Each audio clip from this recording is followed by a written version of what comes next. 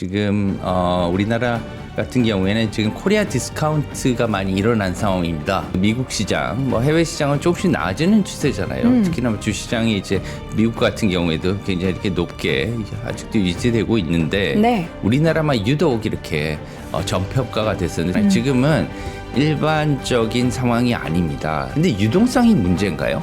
저는 그렇게 생각하지 않아요. 그쵸. 수급의 불균형이죠. 얘는 매수세가 없는 거예요. 주식에 매수가 실종이 됐잖아요. 일시적으로. 그래서 수급 불균형 때문에 개입을 해서 연기금이나 이제 다른 기관들을 이제 동원을 해서 주식을 매수한 거고요. 향후에는 이게 물가 상승을 촉진시키는 인플레이션을 갖다 가중시키는 요인이 될 가능성이 있어요. 네. 월스트리트 모닝 브리핑 맞고요. 이 3%는 저도 이제 맛있는 거 소개해드리고 싶어가지고 제가 조금 시간 썼어요, 여러분. 귀엽게 봐주시고 제가 지금 마음으로는 이미 따뜻한 밥에 이거 간장게장이랑 젓갈 얹어서 먹고 싶은데 여러분이 저를 대신해서 일단 지금 드시면서 방송 시청하셨으면 좋겠고요. 자, 여러분 뭐든 열심히 하는 3프로TV 3프로 핫딜을 통해서 정말 좋은 제품들 싼 가격에 많이 가져오겠습니다. 자, 이번에는 글로벌 인터뷰 미즈은행 변정규 전무와 함께합니다. 전무님 어서 오세요. 안녕하세요. 간장게장 냄새가 좀 많이 나죠? 괜찮아요. 맛있는 냄새 나는데. 그렇죠. 좋아하세요? 간장게장? 네, 좋아합니다. 간장게장파, 양념게장파가 또 있잖아요. 네. 어느 쪽이세요? 저는 간장게장 골목에서 어릴 때 조금 살았어요. 정말요? 예, 가까운데. 오. 저희 집에서 그렇게 멀지 않았어요. 간장게장엔 또 마지막에 그 게딱지에다가 예, 다 이렇게 참기름 조금 넣어가지고 밥 비벼 먹으면 또 너무 맛있죠. 예. 맛있죠. 여러분 군침만 전 흘리도록 하겠고요. 여러분 아침 꼭 챙겨 드시기 바랍니다.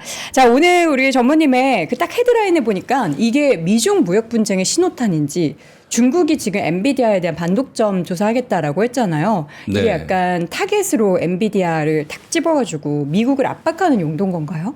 글쎄요. 저번 시간에 제가 이제 약간 그 환율에 대해서 전망치도 좀 넣긴 넣었는데 네. 다 못했어요. 그때 이제 재정 부채, 미국의 부채나 재정 적자에 대해서 얘기하느라고 잘 못해서 오늘은 좀 이제 환율 다다음 주가 크리스마스지 않습니까? 네. 그래서 없어서 다다음 주 벌써 네, 크리스마스예요. 크리스마스예요.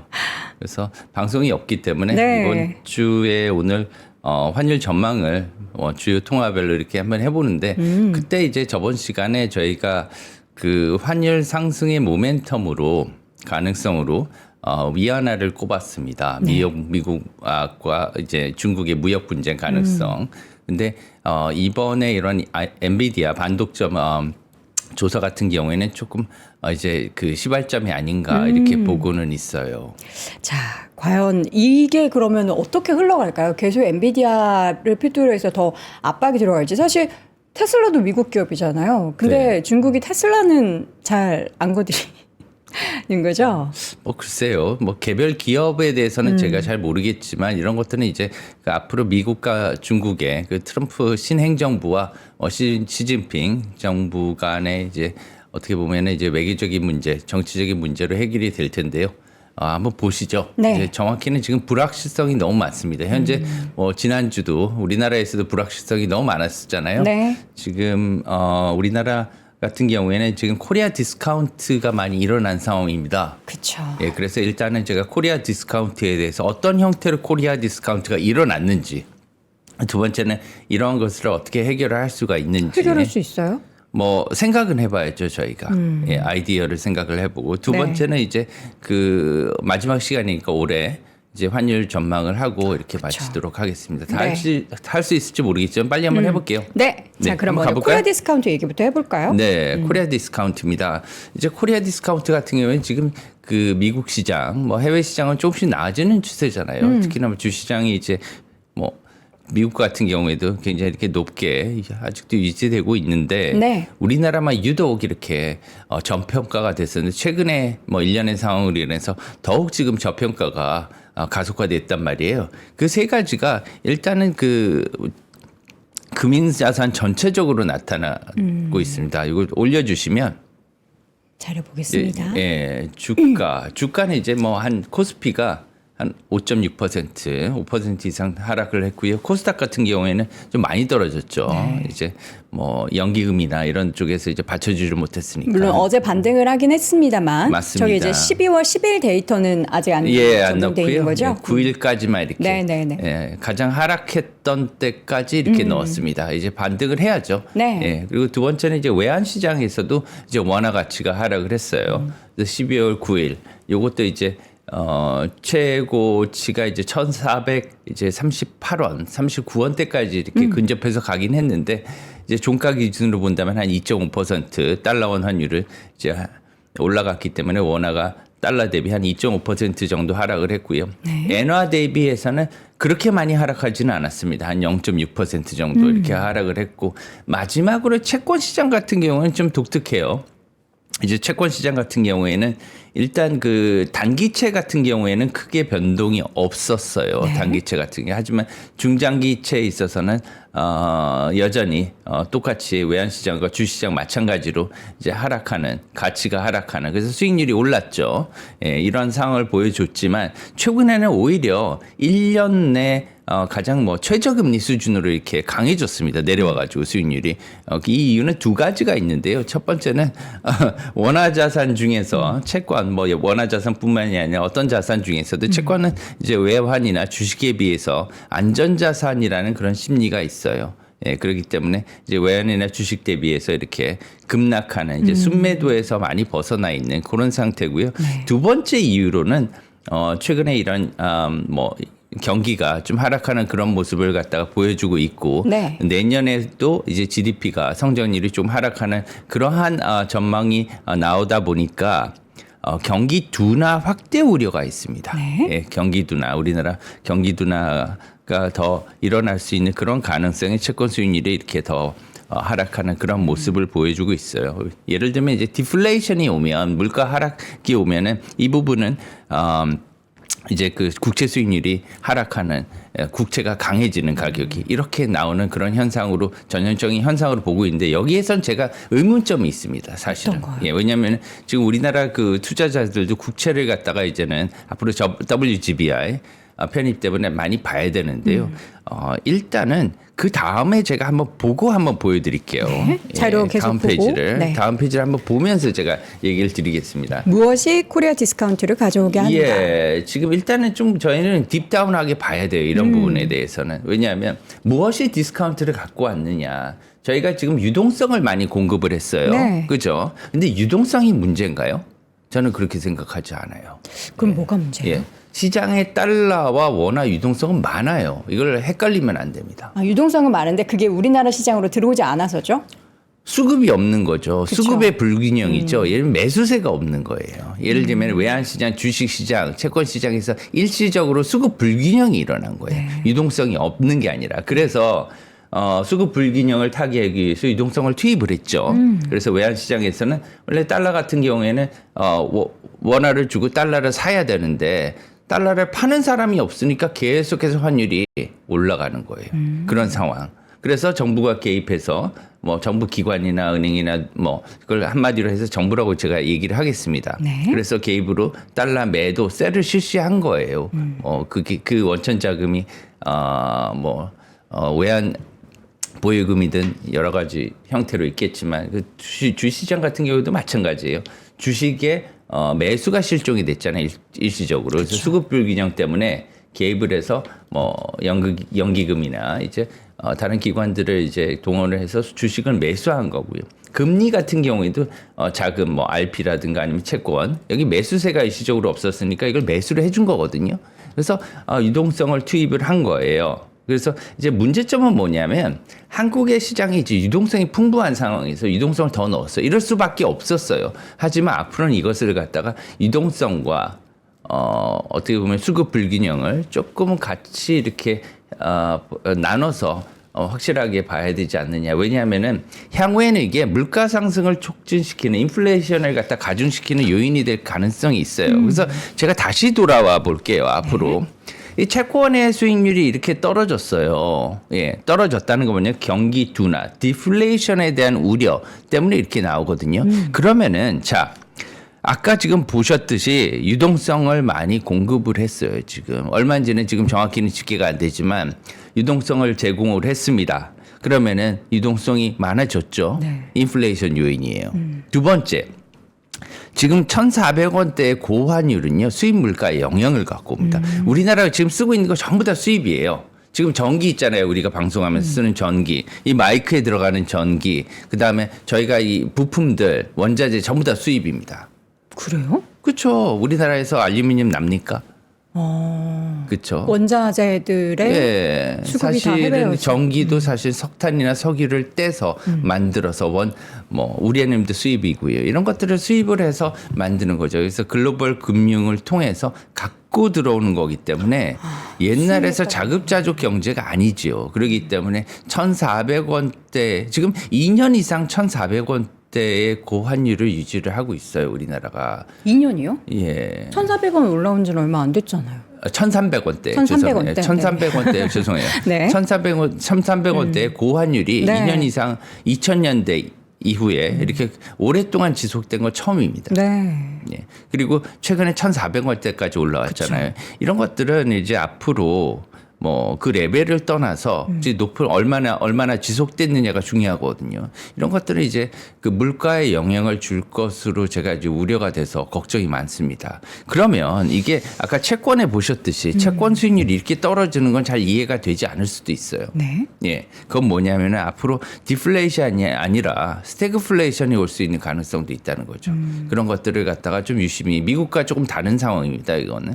그래서 조금 잘 봐야 되지 않을까 이렇게 생각을 하고요. 네. 이렇게까지 하고 일단 환율을 조금 정리하는 올해 마지막 시간이니까 가보도록 하겠습니다. 환율 지금 어제 금융감독원에서도 금감원장님께서도 당분간 1,400원대 이 환율이 예전 수준으로 좀 하는 총재 이창용 하는 총재의 발언을 보면 당분간 지금 수준의 환율이 계속 유지될 수밖에 없다 이런 발언을 하셨더라고요. 그런 말씀도 하셨어요. 그리고 좋은 말씀도 많이 하신 것 같습니다. 해결책에 대해서도 잠깐 얘기를 하셨는데 정치 상황과 경제 상황을 분리해서 여야가 협치를 해줬으면 좋겠다. 정치와 별개로 금융 상황에 대해서는 경제에 대해서는 이런 것들은 참 바람직한 거라고 봅니다. 이런 것들은 이제 그런 인상을 주게 되면은 외국인 투자자가 돌아올 수 있거든요. 왜냐면 아까 제가 수급 불균형이 일어났다고 했잖아요. 그래서 매수세가 사라졌기 때문에 일시적으로 이 매수세를 갖다가 유입시키려면 외국인들이 들어와야 돼요. 그래서 그런 것들을 갖다가 다시 좀 국가 시스템 리스크, 이제 컨트리 리스크라고 하죠. 이제 외국에서는 컨트리 리스크를 갖다가 투자 위험에서 가장 상단에 봅니다. 그래서 그 나라의 컨트리 리스크, 국가 리스크가 크면은 투자를 갖다가 우선 머뭇거려요. 그런데 지금 같은 경우에는 여러 가지 리스크 중에서 이제 예측 가능한 리스크를 체계적인 리스크라고 하고요. 예.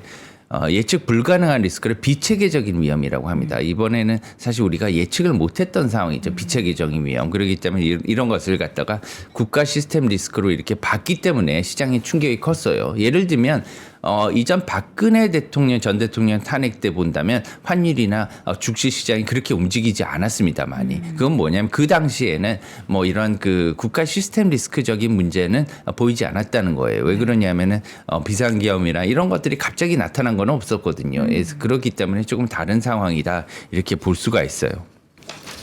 지금 그러면은 아까 코리아 디스카운트 얘기 잠깐 하다가 이제 환율로 넘어왔잖아요. 요 코리아 디스카운트 환율의 연계성이 굉장히 높다라는 생각을 하면서 요 얘기를 들어야겠죠.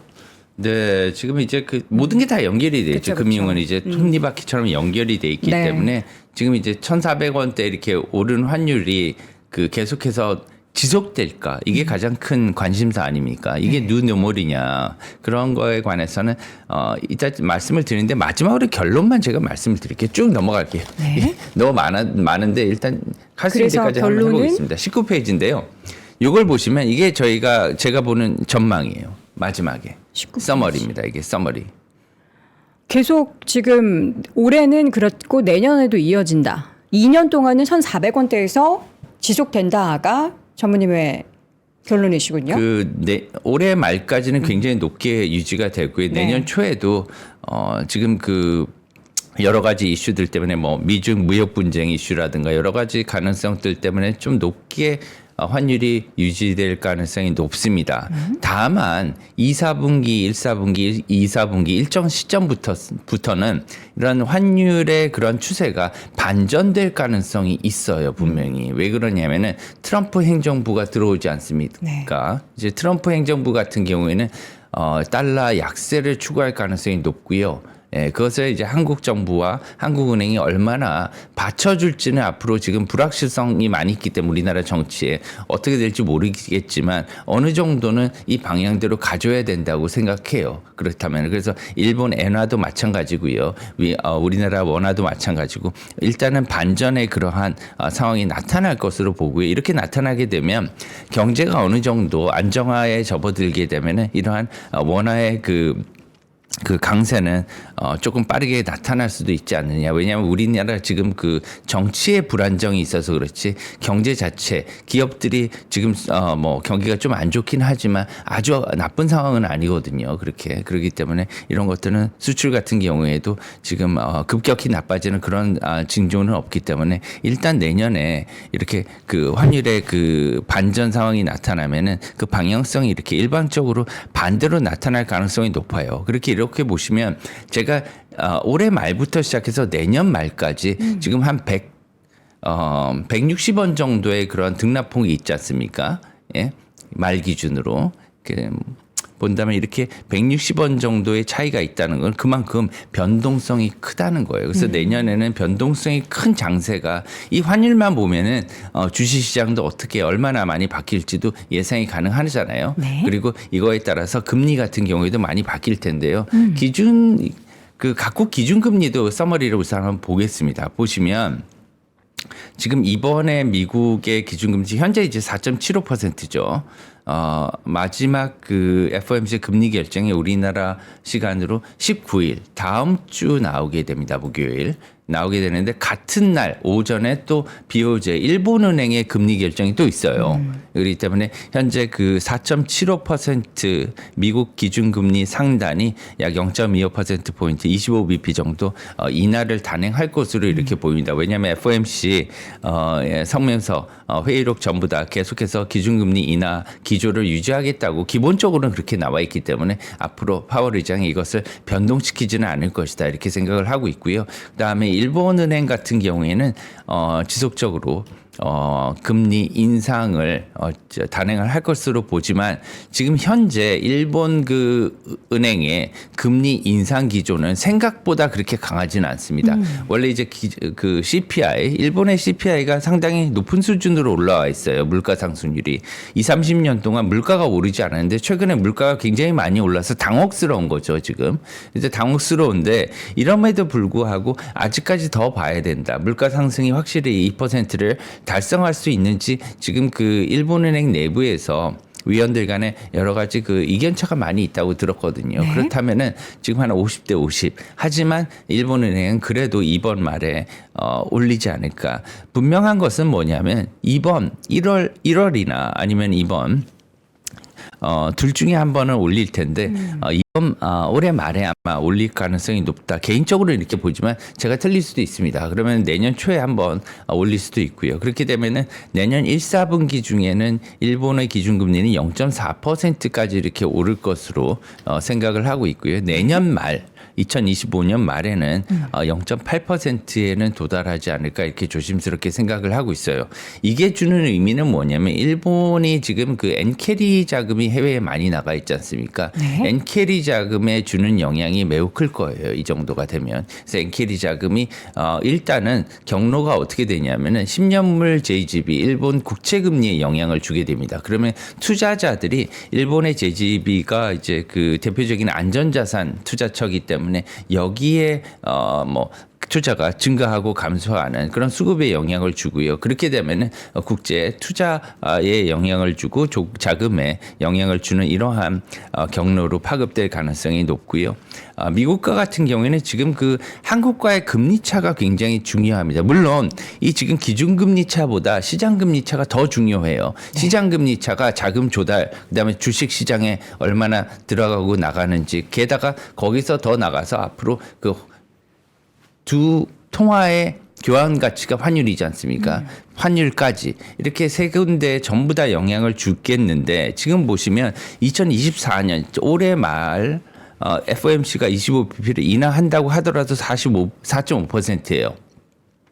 아직도 높은 수준입니다. 그리고 미국의 지금 현재 경기가 매우 좋은 것으로 나타나고 있거든요. 그래서 생각보다 기준금리 인하 속도가 빠르지 않을 수도 있다. 이런 지금 우려가 나타나고 있는 그런 상황입니다. 그렇기 때문에 한국과 같은 경우에는 오히려 지금 이번에 비상 계엄으로 인해서 일각에서는 해외 뉴스에서는 이런 얘기도 나오고 있어요. 한국은행이 비정기적인 회의를 주재해서 금리 추가 인하를 해야 되지도 않느냐 이러한 얘기까지 나오고 있는 상황이들. 왜냐하면 경제에 너무 부담이 컸다는 거죠. 그렇죠. 그렇기 때문에 이런 상황에서 한국은행이 금리를 갖다가 오래 유지하기는 힘들 것이다. 이런 생각도 가질 수가 있는 거예요. 그러면은 미국의 금리 인하 속도와 한국의 금리 인하 속도, 일반적으로 올해까지는 미국의 금리 인하 속도가 한국보다 매우 빠를 것이다 이렇게 전망하는 게 매우 우세했거든요. 그렇죠. 그런데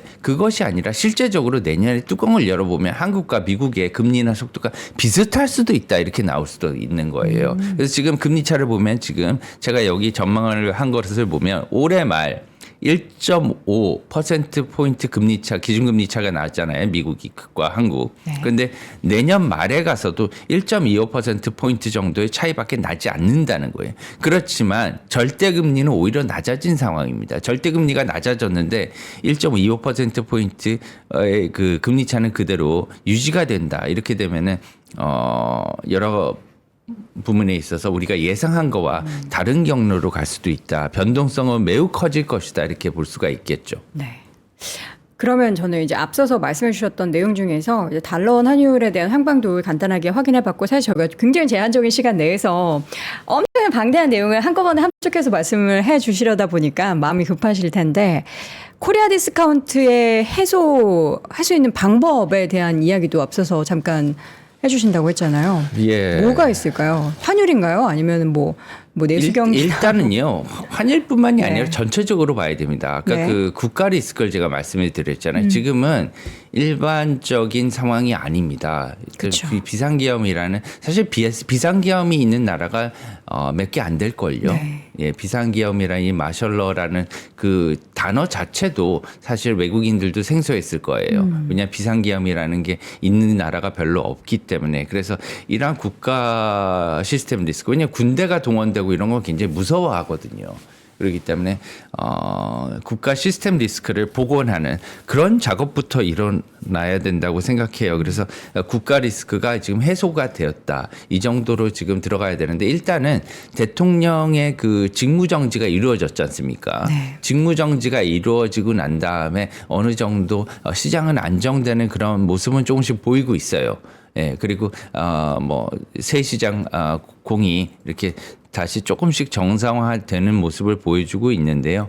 그 이창용 총재가 말씀하셨듯이 일단은 경제 문제에 있어서는 여야가 좀 협력해서 경제 금융을 우선, 왜냐하면 일반 투자자와 국민들은 죄가 없잖아요. 그렇죠. 네, 그렇기 때문에 좀 안정화 시켜줄 것을, 우선 경제나 금융은 먹고 사는 데 있어서는, 투자하는 데 있어서는 국민들의 재산을 지켜줄 수 있게 좀 안정화 시켜줬으면 좋겠다, 이런 네. 바람을 합니다. 그래야지만 외국인 투자자가 돌아올 거예요. 그러니까 결국에는 지금 정치적인 불확실성을 해소를 해야지 코리아 디스카운트의 해소가 1차적으로는 이루어질 것이고, 사실 우리가 그 지난주에 비상계엄 이슈가 있기 전에는 이 정치적인 불확실성 내용은 없던 내용 아니었습니까? 그럼에도 불구하고 사실 코리아 디스카운트는 지난주부터 시작된 게 아니고 이전부터 계속 이어졌던 내용이잖아요. 맞아요. 그러면 이제 정치적 불확실성을 지우고 나서야 코리아 디스카운트의 해소의 근본적인 방법에 대해서 이야기할 때는 뭐가 또 방법이 될까요? 지금 그 여러 가지 지정학적인 문제가 많습니다. 또 제가 여기다가 저번 때도 한번 보여드렸듯이 지금 내년 1, 4분기가 환율이 얼마나 올라갈지가 사실은 화두였어요. 그래서 지금 자료 올려주시면 지난 시간에 이걸 제가 똑같은 거 보여드렸을 거예요. 이게 뭐냐면 내년 1, 4분기에 달러 환율이 1,400원대에 아직 남아있을 그런 이유를 제가 한 세 가지를 드렸고 마지막으로는 제가 쓰기가 싫다. 너무 가슴이 아파서 한국의 경기 둔화에 따라서 뭐 한국은행의 금리 인하가 보다 빠르게 이루어질 가능성이 있다 이렇게 말씀을 드렸잖아요. 요 네 가지 중에서 일단은 1번이 지금 시작되는 그런 단계로 보입니다. 네. 예, 그리고 세 번째로는 여기 써진 대로 지금 2025년 지정학적인 불확실성이 상존할 가능성. 이게 지금 가장 큰 이슈예요. 왜 그러냐면 지금 북한군이 지금 우크라이나 파병이 돼 있고요. 게다가 지금 러시아 우크라이나 전쟁이 지속이 되고 있고, 게다가 뭐 중동 정세도 지금 굉장히 급박하게 돌아가지 않습니까? 시리아나 그리고 이스라엘과 이란 뭐 지금 정전을 하긴 했지만 아직도 해소 상태는 아니에요, 이게. 그쵸. 그래서 이런 것들이 지금 국지적인 문제들이 굉장히 많이 있기 때문에 2016년 박근혜 대통령 탄핵 때와는 사뭇 다른 국제 정세를 보여주고 있는 거거든요. 그리고 게다가 여기에 더해서 트럼프 행정부가 1월 달에 새로 취임을 하게 됩니다. 네. 들어오게 되는 이런 상태에서 예를 들면 만약에 대통령이 뭐 하야 또는 뭐 탄핵을 당하게 된다. 외신에서는 이런 것들을 많이 지금 우려를 하고 있어요. 60일간의 공백이 있단 말이에요. 그럼 60일간의 공백 기간 중에 누가 미국의 트럼프 대통령과 예를 들면은 대화를 하고 어떤 정부가 그리고 북한 문제는 누가 해결을 할 것이며 그렇죠. 예, 이런 거에 대해서 지금 굉장히 우려가 큰 상황이에요. 그 국가가 지금 어느 정도 지도력이 지금 공백 상태, 그걸 베큐움이라고 하거든요. 그래서 베큐움에 대해서 굉장히 논의를 많이 하고 있는 겁니다. 그 진공 상태, 없는 상태, 이러한 공백 기간을 갖다가 최소화해야 되지 않느냐 이런 생각을 하고 있습니다. 정치가 결국엔 또 다시 돌아와서 정치가 지금 가장 큰 우리나라의 가치를 좀 평가절하하는 데 영향을 미치고 있는 내용인데 올해부터 시작해서 올해 말 그다음에 올해 뭐 트럼프 트레이드라고 계속 일어났었잖아요. 네. 미국뿐만이 아니라 우리나라 전 세계적으로 이제 뭐 올해 내년까지는 정치가 경제와 금융에 굉장히 큰 영향을 주는 그런 특이한 해가 될 것으로 보입니다. 미국도 그렇고 지금 갑작스럽게 우리나라도 그렇게 돼버렸고 네, 정치 리스크에 지금 들어가 있으니까. 어쨌든 정치 리스크에 대한 해소라고 하면은 완전하게 지금과는 다른 그러한 전국이 펼쳐져야 된다라는 그런 얘기로 들리는데 그렇게 되면은 뭐 환율에 있어서의 변화가 우리가 지금 예상하는 내년도에 1,400원 20원대 말씀하셨는데 이게 조금 밴드가 내려갈 수도 있는 건가요? 네. 페이지 올려주시면요. 네. 이거 하나 보고 이제 시간 마치도록 네, 할게요. 네. 시간이 별로 없어서 나머지는 다음 시간에 또 해야 될 것 같네요. 네, 네. 예. 9페이지 보시면은 지금 보시면 이제 연말까지는 제가 이제 1,400원 중심의 고환율 유지할 것으로 이렇게 보고 있고요. 달러 외 북한 리스크, 그다음에 트럼프발 지정 리스크가 지금 다 반영된 그런 상황입니다. 그리고 이제 빨간색으로 넣은 것과 같이 이제 미국과 중국의 무역 분쟁의 시간 문제라고 이렇게 말씀을 드렸는데 지난 시간에 이제 이게 다가오는 것 같아요. 이게 다가오게 되면 이제 상황이 복잡해지는 거죠. 이제 그렇기 때문에 내년 초반까지는 트럼프 행정부가 1월 달에 들어서고 여러 가지 문제에 봉착할 것으로 보입니다. 굉장히 쉽게 이렇게 해결이 될 것 같지는 않아요. 왜 그러냐면은 러시아 우크라이나 문제도 트럼프 행정부가 생각하는 것보다 빨리 해결되기가 쉽지 않을 것 같고요. 북한 문제도 계속 있고 게다가 한국의 우리나라의 국내 문제도 아직 상존해 있을 가능성이 높기 때문에 1,400원대 이상 조금 더 높은, 왜냐하면은 지금 11월 달까지는 환율이 그렇게 높지는 않았거든요. 네. 1,400원대 올라왔지만 네. 하지만 1,400원대 중반에 이르는 1,420원대, 30원대 이러한 환율은 계속해서 내년 1, 4분기까지는 갈 것으로 보이고요. 다만 1, 4분기 말이나 2, 4분기 중에 트럼프 행정부의 어떠한 그 통화에 대한 정책 방향이 전환이 된다면 이런 부분에 있어서는 상대 국가들, 특히나 우리나라와 일본과 같은 국가 같은 경우에는 통화가 평가 절상되는, 환율이 떨어지는 이러한 상황으로 갈 수도 있겠다 이렇게 생각을 합니다. 네. 앞서서 우리가 지금 현재 윤석열 대통령의 직무 정지라는 그 키워드를 우리 변자문님께 쓰셨는데, 그러니까 실질적으로 우리가 느끼기에는 지금 대통령의 직무가 제대로 이루어지지 않고 있다라는 말씀을 조금 다르게 표현을 한 거기 때문에 실질적으로 지금 직무 정지에 뭐 법적인 효력이 발생하거나 그런 건 거는 아니죠. 예, 아니죠. 예, 여러분들이 오해 없으셨으면 좋겠습니다. 자, 글로벌 인터뷰 함께했고요. 미즈온의 변정규 전무와 함께했습니다. 고맙습니다. 감사합니다. 삶의 격을 높이는 9가지 지혜를 함께 나눕니다. 위즈덤 칼리지 시즌 2 영상 아래 링크를 클릭하시면 자세한 내용을 확인하실 수 있습니다.